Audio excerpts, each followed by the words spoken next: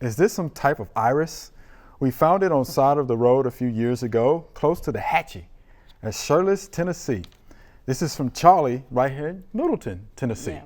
So what do we think that is? Beautiful picture, by the way. Any ideas, Doc? Oh yeah, yeah. It's a swamp lily. Yeah, and it's a native lily. It's beautiful. It smells good, and I have it all in my yard. Oh, you have that too? I do too, and it's in a shady kind of a wet place because it likes, you'll see it around bottomland.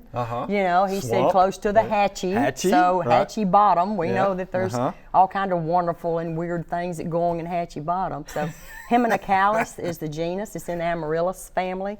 So it's a bulb. It's bulbous, and so it can propagate itself and you can colonize, have a little colony of it going on. It's kind of likes where I have it in my yard, and it's blooming now. Shortly, it's been out of bloom now a couple of weeks, but in North Mississippi, we've passed the bloom on about 2 weeks ago. But it's beautiful, smells good. Yeah, really beautiful native flower. Native flower. Heminocalis, swamp lily. Yep. Yeah, I actually think I've seen that in catalogs too. Oh yeah. So if you want more, search out the internet for some places that sell the bulbs. Plant some more. Hope you enjoyed the video. We would love to get more questions from you. So be sure to leave us some comments.